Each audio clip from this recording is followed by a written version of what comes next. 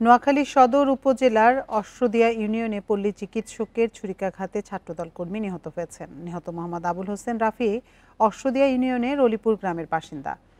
প্রত্যক্ষদর্শীরা জানিয়েছেন, বৃহস্পতিবার বিকেল 4টার দিকে বন্ধুদের সঙ্গে ফুটবল খেলছিলেন রাফি।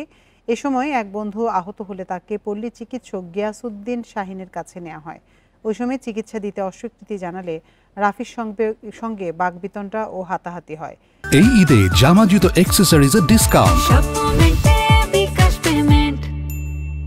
এক পর্যায়ে শাহিন ছুরি দিয়ে রাফিকে আঘাত করেন।